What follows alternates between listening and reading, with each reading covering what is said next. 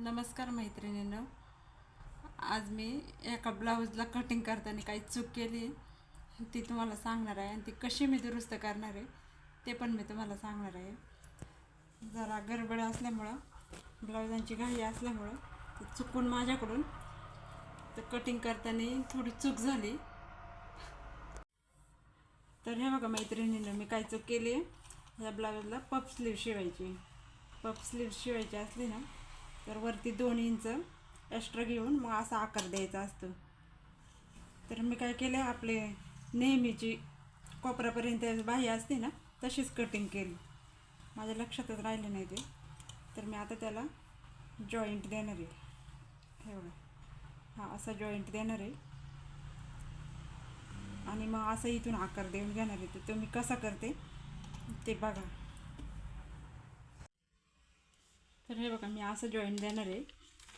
इथं हा असा कपडा ठेवून घेतला अस्तरचा आणि वरून 2 ते 2.5 इंचावर आपण मार्किंग करतो. मी 2.5 इंचावर करून घेते.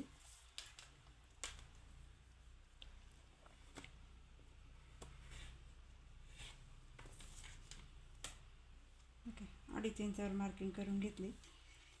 आता याचा मध्ये असा मध्ये काढायचा.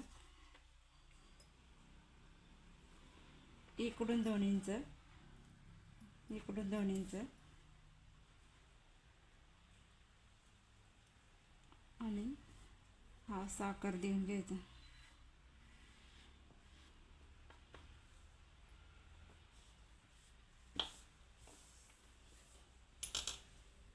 इकडून पण तसंच करणार आहे मी. तुमच्याकडून जर कधी चुकून अशी चूक झाली तर ही ट्रिक नक्की ट्राय करा. तर ह्या पद्धतीने कपडा ठेवून शिलाई घालून घ्यायची.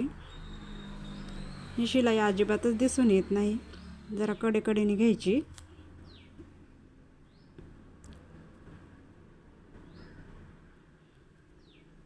आणि ह्या पद्धतीने आकार दिलाय तशी कटिंग करून घ्यायची.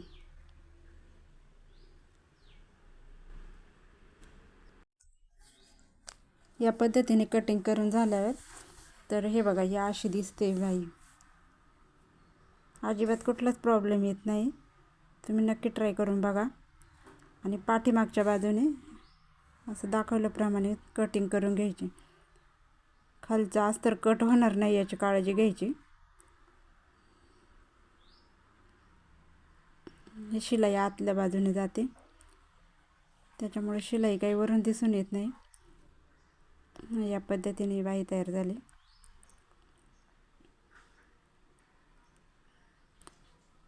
आता आपण मेन फॅब्रिकवर ठेवून ही बाही जोडून घेणार आहोत. आत खालच्या साईडने जे अस्तर कट केलं ना आपण आतून, तर ते आतल्या बाजूने जाईल. या पद्धतीने बाही जोडून घ्यायची.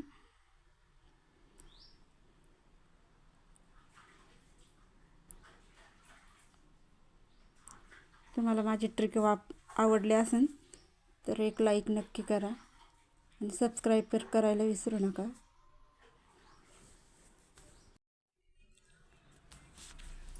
या पद्धतीने बाही जोडून घेतली आहे, मेन फॅब्रिक आणि अस्तर.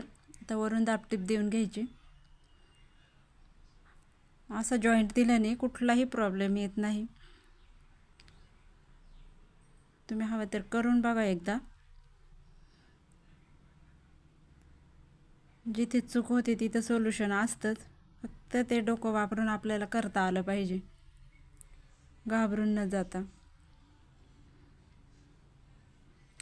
हे मेन फॅब्रिक आणि अस्तर आपलं जोडून झालेलं आहे आणि या पद्धतीने दिसते. हे बघा, वरून शिलाई अजिबातच दिसून येत नाही.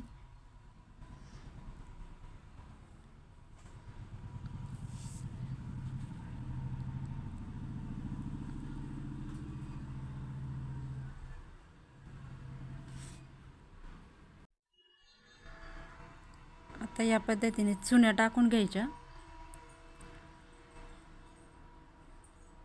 5 ते 6 चुन्या येतात वरून. या पद्धतीने बाही कटिंग केल्याच्या नंतर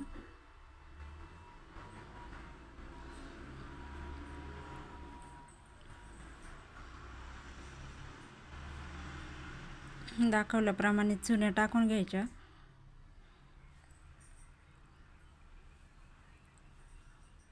चुन्या टाकल्याच्या नंतर काय होतं, ती शिलाई आहे ना, तो आपला जो पफ येतो ना त्याच्या आतमध्ये जाते, त्याच्यामुळे अजिबातच दिसून येत नाही आणि जॉईंट दिला असं वाटत पण नाही. तर या पद्धतीने हे बघा, अशी आपली स्लीव तयार होते, पफ स्लीव.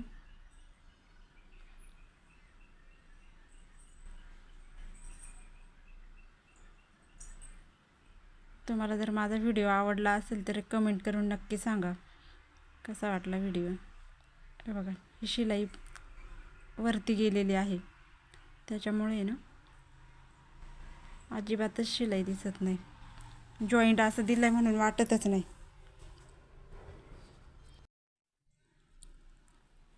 प्रत्येक टेलरला असं प्रत्येक चुकांवर सोल्युशन काढता आलं पाहिजे.